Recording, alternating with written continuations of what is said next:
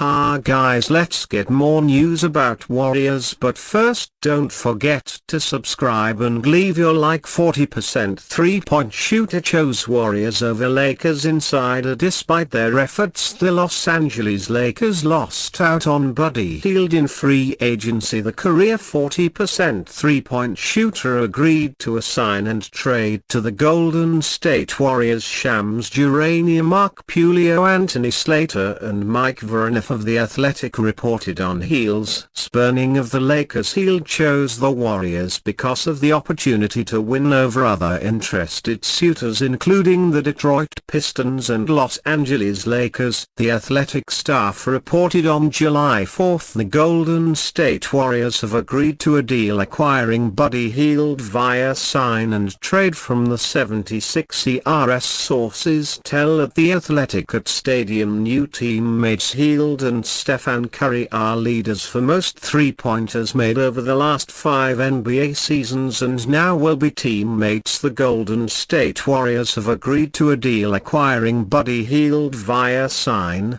in trade from the 76ers. Sources tell at The Athletic at Stadium Chirania tweeted on July 4 new teammates Hield and Stephen Curry are leaders for most three-pointers made over the last 5 NBA seasons and now will be teammates. Hield is coming off of his NBA campaign. He started the season off with the Indiana Pacers before being dealt to the Philadelphia 76ers at the trade deadline. Hield averaged 12.1 points, 3.2 rebounds and 2.8 assists per game between 84 regular season appearances last season. Los Angeles' efforts to lure free agents this summer hasn't panned out. In addition to Hield, the Lakers failed in their attempts to recruit Klay Thompson. Sam Amick of The Athletic reported on the behind-the-scenes of Thompson's free agency and ultimately why Los Angeles fell short. He had phone conversations with James and new Lakers coach J.J. Redick that were all positive, league sources say, with Lakers president of basketball operations Rob Pinker staying in touch with Lawrence, but the allure of the Lakers situation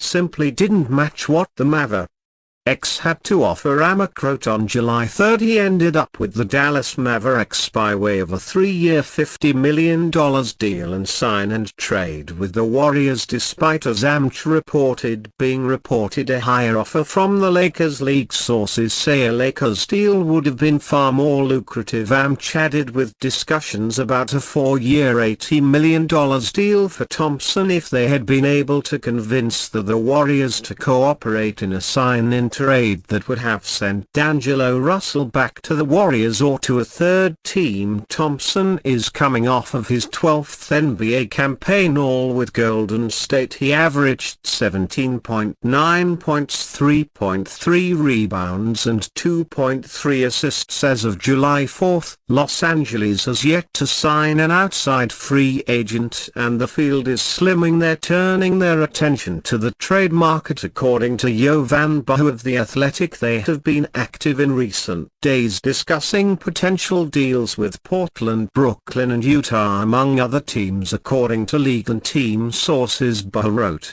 on July 2 as well as a potential sign and trade for Chicago Bulls star DeMar DeRozan. After missing out on Thompson, the Lakers quickly turned their attention to another James target free agent wing DeMar DeRozan. Bahu wrote, similar to Thompson, DeRozan, 34, is both a potential non-taxpayer mid-level exception candidate and a sign-in trade candidate for Los Angeles, according to league sources. But on a July 2 episode of the This League Uncut podcast with Mark Stein, insider Chris Haynes said those talks aren't going well. I would consider it frozen, Hayes said on the podcast. Antarctica. DeRozan is coming off of his 15 NBA campaign and third with the Bulls. He averaged 24 points, 5.3 assists, 4.3 rebounds and 1.1 steals in 79 regular season appearances last season. The present performances of Anthony Davis and LeBron James alone command a better roster than the Lakers are currently boasting. Some sort of move will be made ahead of next season. Running it back isn't an option. The only question is when and for who. How the Warriors turned the Klay Thompson sign-on trade into a 5-team deal. The Golden State Warriors saw a franchise legend leave this summer as Klay Thompson's frustrations with his role and the team's refusal to pay him long-term led him to seek out a deal elsewhere, ultimately landing in Dallas on a 3-year $50 million deal. However, the Mavs didn't have cap space, and in order to secure Thompson's services they needed to offer him more than the mid-level exception they had at their disposal. As a result, they worked out a sign-in trade with the Warriors that was initially a 3-team deal that sent Josh Green to Charlotte and a pair of second-round picks to Golden State along with a large trade exception. It didn't take the Warriors long to figure out how they wanted to use that exception, but in order to maximize their return they opted to turn the initial 3-team sign and trade for Thompson into a 5-team extravaganza that saw 3 different players get signed and traded. They started by bringing in Kyle Anderson on a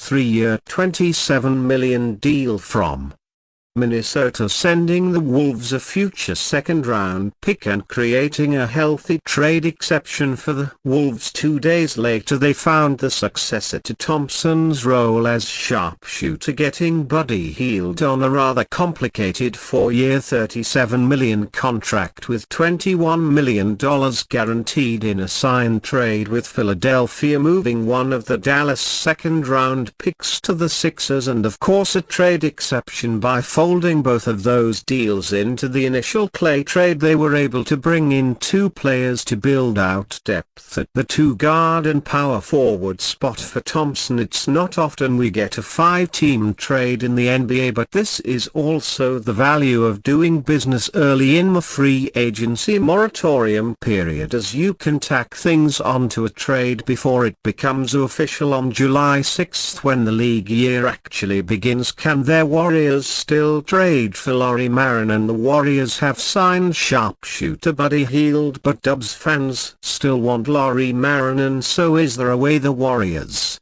can still sign him? San Antonio and Golden State are both interested in the Jazz forward, but Yahoo Sports' Jake Pfizer recently threw cold water on trade rumors. The Jazz are conducting their business with a 10% chance they're going to move him, Pfizer said on No Cap Room. Pfizer also spoke about the Kings as a legitimate suitor for Markkanen. The Sacramento Kings, to my knowledge earlier this week, were close to a deal. I do think that based off of conversations I've had. Fisher said, I can't say more than that, but there were calls made to people around the NBA that would have indicated that talks have been legitimate. Their teams like the Warriors and Kings may have trouble signing Markkanen because the asking price may be too high. Jazz will only seriously consider trading Markkanen if they receive an offer similar in value to the one the Nets got from Mel Bridges. Michael S. of Hoops Hype says this haul for Brooklyn included 4 unprotected first-round picks, an unprotected first-round swap and 1 more protected first-round pick. If the Warriors did what Lauri, they would need to go all in and likely give up one of their bright young stars like second-year guard Brandon Podmski. And you fan, what do you think of the situation of Lauri Markkanen? Leave your opinion in the comments.